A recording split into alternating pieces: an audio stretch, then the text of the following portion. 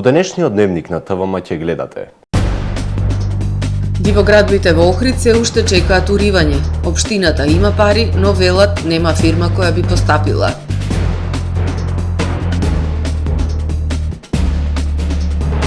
Презентиран првиот географски информацијски систем за светското наследство на Охридскиот регион. Физичките лица кои издаваат сместување за престојните празници треба да платат данок. Младите не си ја познаваат сопствената историја.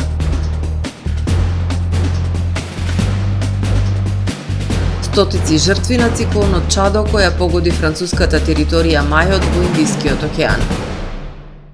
Ги погледнавме кратките најави за содржините на денешниот дневник кој започнува по временската прогноза. Гледајте не. Трпе Инвест ви донесува метео на ТВМ.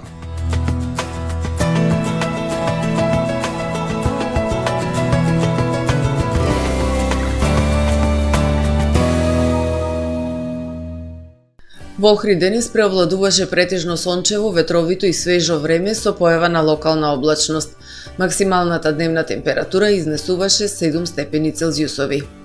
Во вторник на север од Британските острови ќе се наоѓа центар на полет на низок воздушен притисок, кој што во Велика Британија ќе услови нестабилно време со врнежи од дожд кои што ќе бидат проследени со засилен ветер. Врнежи од дожд и снег се очекуваат во крајните источни и југоисточни предели на континентот. Во останатите делови од Европа ќе преовладува стабилно и свежо време со локална облачност. На Балканскиот полуостров утре ќе преовладува претежно сончево време со појава на локална облачност. Ќе биде ветровито и потопло со дневни температури кои што ќе бидат во пораст. Максималните дневни температури ќе се движат во интервал од 8 до 15 степени. Во Македонија во вторник студено утро со појава на слаб мраз и ниски утрински температури кои што ќе се движат во интервал од -5 до 5 степени. Во текот на денот ќе преовладува претежно сончево време со појава на локална облачност. Ќе биде ветровито и потопло со дневни температури кои што ќе бидат во пораст. Ќе дува засилен западен и северозападен ветер кој што ќе достигне брзина и до 35 км на час. Максималните дневни температури во Македонија утре ќе достигнат од 6 до 15 степени. Во Охрид во вторник ќе преовладува претежно сончево време со појава на локална облачност. Ќе дува засилен северозападен ветер. Минималната температура од 1 степен, додека пак дневната ќе достигне до 10 степени. Во Охрид во среда и четврток, по студеното утро со температура од 1 степен, во текот на денот ќе превладува сончево и топло време со максимални 11, односно 9 степени. Во петок, умерено облачно време со сончеви периоди, а попладне и навечер со врнежи од дожд. Дневната температура ќе достигне до 7 степени Целзиусови.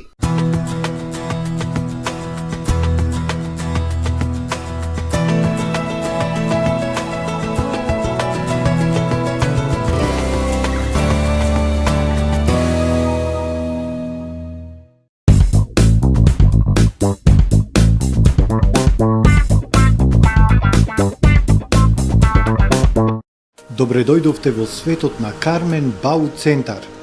Во беспрекорно уреден продажен простор, купувањето во еден Бау Центар никогаш не било попријатно. Со гордост ви го представуваме нашиот шоурум Мараци, со најголем избор на плочки од мараци и санитарија од светски познатите брендови Грое, Колпасан, Идеал Стандард, Рока, Унитас. На располагање ви е нашиот архитект кој ќе ви помогне во осмислување на вашиот проект. Располагаме со најбогатата палета на ламинат во државава. Одберете од 100 различни дизајни на Swiss Chrono. Покрај стандардниот избор на фасадните системи Knauf и Бекамент, ви нудиме богат избор на професионален алат на реномираните производители Bosch и DeWalt. Кармен Бау Центар на улица Железничка. Тамаро е 25 години охридски водечки лидер и препознатлив бренд. Обуките од менаџерскиот тим се доказ за максимална посветеност кон вработените. Тамаро Холдингот се грижи за организацијата и на време од пренесените информации кои отсликуваат тимската работа. Секој успех на вработениот е успех и на компанијата. Маркетите располагаат со производи со висок квалитет од секакви брендови по одлични цени. Вкусните печива од Анабела пекарата се веќе омилен појадок на многу потрошувачи во Охрид. Анабела кујната услужува голем број на потрошувачи и компании.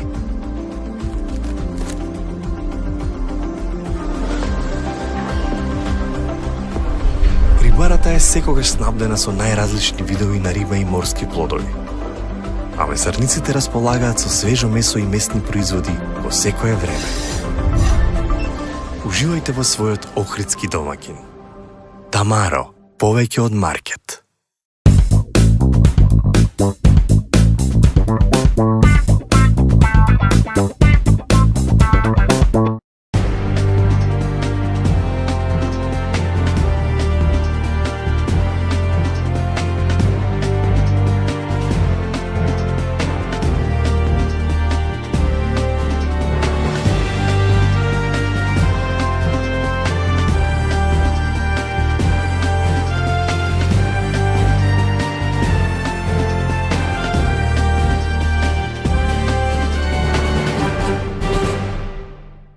Добар ден!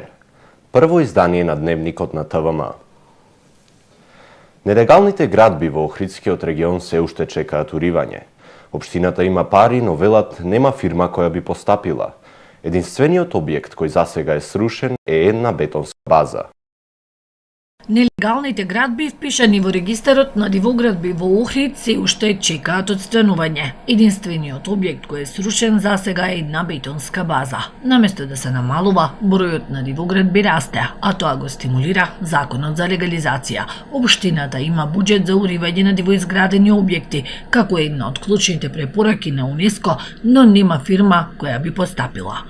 Ние се соочуваме со тоа што ги завршуваме постапките што се во рамките на Оделението за инспекцијски надзор, ги поднесуваме соодветните кривични пријави, правиме решенија за отстранување и застануваме тука, затоа што имаме проблем со избор на фирма која што би постапувала кон рушење на дивоизградени објекти. Најголем дел од дивоградбите се во руралните средини, но ги има и во заштитениот појас и во Националниот парк Галичица. За да се спречат нови, општината носи општи акти за 20 села. Обично дивоградби имаме во предели каде што нема важечки детални урбанистички планови. Значи, онаму каде што граѓаните имаат, да речеме, потреба, меѓутоа не можат да спроведат постапка за да дојдат до одобрението за градење. Тоа го има ретко во централното градско подрачје, со оглед на тоа што тука имаме планови, тоа претежно е по селата. Оделението за инспекцијски надзор при општина Охрид од 2006 година до денес евидентирало 869 дивоградби кои што чекаат легализација.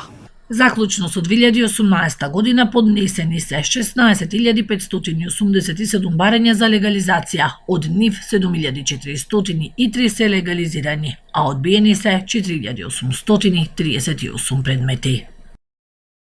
Презентирана веб-гис платформа на недвижно културно наследство и археолошки локалитети на Охридскиот регион. Платформата е изработена во рамки на проектот Јакнење на капацитетите за управување со културно наследство на Охридскиот регион, обука за развој на бази на податоци и ГИС платформа за недвижно културно наследство за Завод и музеј Охрид. Станува збор за двегодишен проект кој го спроведе Завод и музеј Охрид по аплицирање на повик од УНЕСКО за меѓународна асистенција.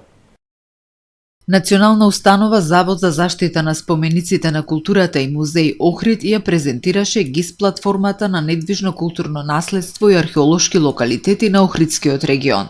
Станува збор за првиот транснационален географски информацијски систем од светското наследство на Охридскиот регион и од суштинско значење за управување со стотиците локалитети околу езерото. За изработка на веб ГИС платформата беа снимени 32 локации, изработени 3D модели и ортофотографии на локации во Охридскиот регион, вклучително и ортофото на две целини од историските јадра на Охрид и Поградец, со приближно 35.000 фотографии.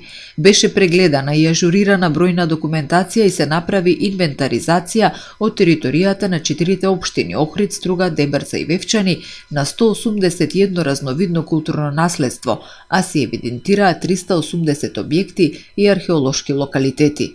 На албанска страна се забележани 4 споменици на културата во границите на УНЕСКО регионот и 8 во граници на контактна зона на регионот од албанска страна, информираа од Завод и музеј.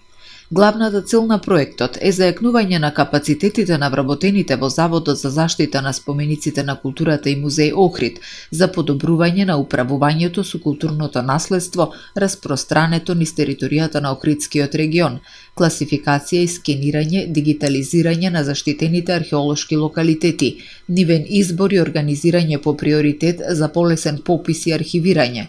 Оваа документација е неопходна не само како евиденција, туку и како алатка за управување и следење. Во текот на проектот биле обучени 6 професионалци од Завод и музеј, како и 32 обучени лица преку регионалниот реставраторски камп не само од Албанија и Македонија, туку и од други соседни балкански земји. Во насока на подобро управување со заштитеното добро кое се протега и на албанска страна, Национално установа Завод и музеј Охрид потпиша и меморандум за соработка со регионалната дирекција за национална култура од Корча, Република Албанија, каде и двете страни се обврзуваат да соработуваат за зачувување и промоција на културното наследство и подобрување на механизмите за заедничко управување со Охридскиот регион. Веб ГИС базата на податоци ќе може да ја користи и пошироката јавност, а ќе се подхранува со податоци за недвижното културно наследство и заштитените и евидентирани археолошки локалитети собрани и документирани во текот на проектот. УЈП со известување до физичките лица кои ќе изнајмуваат станови, вили, апартмани или соби за краток престој за предстојните празници, да платат данок. Додаваат дека ова се однесува и за издавањето преку платформи како Airbnb, Booking, Facebook, Kayak и други. За издавање станови на неколку дена треба да се пријави остварениот доход и да се плати данок. Од Управата за јавни приходи велат дека физичките лица кои издаваат недвижни имоти како станови, вили, викендички, апартмани или соби за краток престој не подолго од 31 ден во месецот, особено за време на предстојните божични и новогодишни празници, имаат обврска преку системот е-даночни услуги да го пријават доходот остварен од издавање на имотот. Ова се однесува и на издавање преку платформи како Airbnb, Booking, Facebook, Kayak и други. Основа за пресметување на данокот представува бруто доходот што се остварува намален за износот на следниве нормирани трошоци: 10% од износот на доходот за неопремен простор и 15% од износот на доходот на опремен простор, велат од УЈП. Пријавувањето на доход од издавање на недвижен имот се врши задолжително до 10 во месецот кој следи по месецот на издавањето. Пријавата заедно со соодветните докази се поднесува електронски преку системот е-даночни услуги. Волонтерите од Црвен крст Охрид ја накитија волшебната елка во Camp Village, на која се поставени и волшебни лампиони со скромните новогодишни желби на децата од социјално загрозените семејства од Охрид и Дебарца. И годинава волонтерите од Црвен крст Охрид ја накитија волшебната елка во Camp Village со украси и лампиони и поставија и волшебни лампиони во кои се напишани скромните новогодишни желби на децата од социјално загрозените семејства во Охрид и Дебарца. Секој наш хуман сограѓанин, фирма, институција ќе има можност да избере еден или повеќе волшебни лампиони од новогодишната елка со цел да ја исполни новогодишната желба напишана во него, велат од Црвен крст Охрид. За оваа акција можете да дојдете во Camp Village, да земете едно од лампиончињата на кое што пишува име од детето и негова желба и кога ќе го купите поклонот да го однесете во Camp Village, во Hotel Village или во Црвен крст Охрид. Акцијата трае од 15 до 25 декември, а децата своите новогодишни желби и подароци ќе ги добијат на предновогодишната забава која ќе се одржи на 28 декември сабота околу волшебната елка, информираат од Црвен крст Охрид. Младите немаат доволно знаење за важните настани, државните празници, македонските револуционери. Луѓето кои ги дале животите за денес ние да имаме слободна држава. Мал е бројот на оние кои се интересираат за сопствената историја, но тоа не е доволно за да се шири македонскиот дух, вели професорот Михаил Патчев. Учениците учат за оценка, а не тоа да стане дел од нивното сеќавање, идентитет и свест за припадност кон нацијата. Младите не ја познаваат доволно сопствената историја. Мал е бројот на ученици кои што покажуваат посебен интерес за историјата, сакаат да ја проучуваат и бараат и дополнителна литература, но тој број не е доволен за да се шири македонскиот дух меѓу младината, вели професорот Михаил Патчев. Во последно време се повеќе од сите страни гледаме дека сме притиснати, притисоци имаме од соседите. Тука мислам дека една од причините кај самите ученици што се губи желбата и најлошо од све што политиката кај самите граѓани создава едно мнение дека историјата е минлива работа, дека се менува, дека секој како што сака може да ја пишува. Реалноста не е таква. Меѓутоа реалноста не е таква ако гледа историчар на оваа тематика. Од гледна точка на обичен гледач или на обичен граѓанин, навистина таква слика се ствара за целата историска наука, што мислам дека доколку не се спречи, тоа ќе оди во една погрешна насока, а тоа не му оди во прилог на никого. Патчев смета дека години наназад не било ставано доволно акцент на македонската историја. Тоа заедно со други причини кои довеле до ваквата состојба треба да се земат сериозно во предвид затоа што незаинтересираноста за историјата се одразува врз општеството. Во време кога историјата на македонскиот народ е директно оспорена од соседите, интеграцијата на земјата во Европската унија е условена со ревизија на националната историја. Треба да се води сметка изучувањето на историјата да биде на едно повисоко ниво. Целиот проблем не е и во тоа општо непознавање, туку во неинтересот. А доколку некој не знае, не е проблем. Ќе се научи. Најстрашното нешто е што денешниве деца, конкретно јас можам да зборувам за мојот предмет за историја, гледаат како предмет кој што треба да се научи само за оценка. Меѓутоа не да се поврзуваат работите, не е тоа да стане дел од нивното сеќавање, да имаат, што би рекле народски кажано, една општа култура, веќе нормално. Не можеме ние да очекуваме сите ученици дека ќе станат историчари или дека ќе треба перфектно да ја знаат историјата, но барем за македонската историја треба навистина да се поводи сметка, да имате ни општи познавања. Предметот историја представува фундамент на македонскиот образовен систем преку кој се гради идентитетот на учениците, а преку тоа и свеста за припадност кон нацијата и за почит кон другите народи и култури. Не смееме да си дозволиме младите, но и возрастните, да не си ги знаеме државните празници, што представуваат и зошто ги славиме, да не ги знаеме македонските револуционери, луѓето кои што ги дале животите за ние денеска да имаме слободна држава, категоричен е Патчев. Кривична пријава за несовесно работење во службата. Пријавениот во својство на градоначалник на општина Струга, библиотекар именувал за директор на основното училиште во Подгорци. ОВР Струга поднесе кривична пријава против РМ 67 годишен од Струга поради постојање основи на сомнение за сторено кривично дело несовесно работење во службата. Тој во својство на градоначалник на општина Струга на 30 мај 2018 година и на 1 април 2024 година донел решение со кое АО од Струшкото село Подгорци од библиотекар го именувал за директор на основното училиште во истото село. Пријавениот го направил тоа иако знаел дека АО нема соодветно образование и не исполнува повеќе услови од Законот за основно образование. Немал најмалку 5 години работно искуство во училиштето, не го положил испитот за директор во утврдениот законски рок, немал приправнички стаж и не поседувал соодветен сертификат за познавање на англиски јазик. Овие неправилности биле утврдени при контрола на државниот просветен инспектор извршена на 20 јуни 2024 година, при што дополнително било констатирано дека пријавениот РМ после донесување на одлука на училишниот одбор не објавил оглас за избор на директор, со што на АО противправно му овозможил да добие решение за ВД директор и остварување парична корист кои му биле исплатени по основ на плата и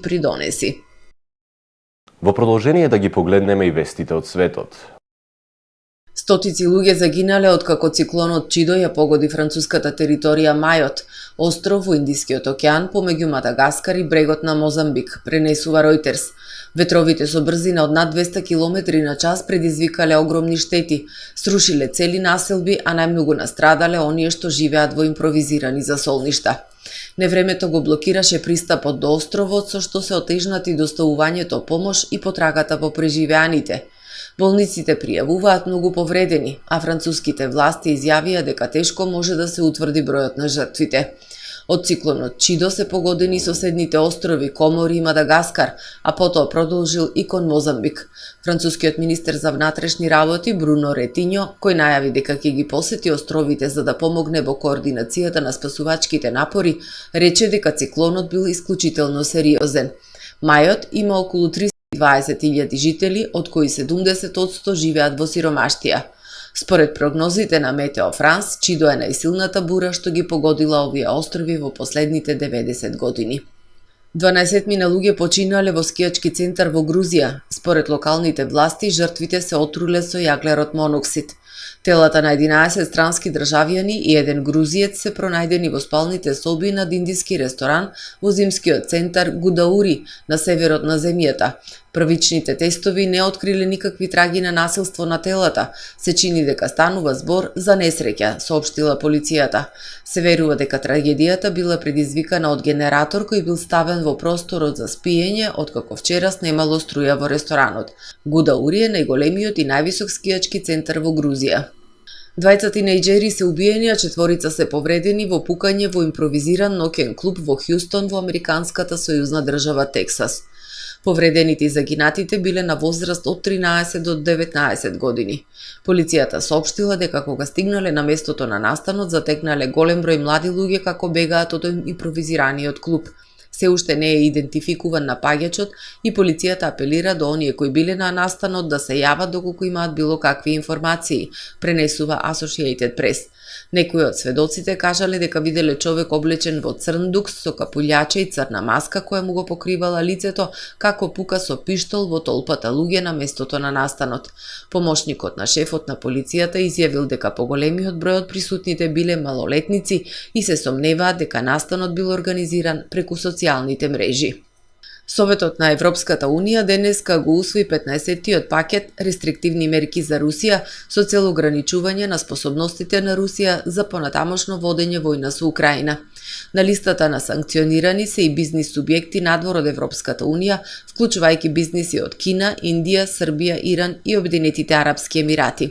Конкретно, Советот на Европската Унија се согласил на списокот на санкции да додаде 54 поединци и 30 ентитети одговорни за активности кои го подкопуваат или представуваат закана за територијалниот интегритет, суверенитет и независноста на Украина. Новите мерки треба да допринесат за слабење на воениот и индустрискиот комплекс на Русија. Покрај тоа, Советот исто така одлучил во Европската Унија да го забрани признавањето или спроведувањето на пресуди донесени од страна на руските судови според законот за арбитража и да ги продолжи роковите за оттуѓување на имотот во Русија. Релевантните правни акти наскоро ќе бидат објавени во службениот весник на Европската Унија. Го завршуваме првото издание на Дневникот на ТВМ. Ви благодарам за довербата. Пријатно!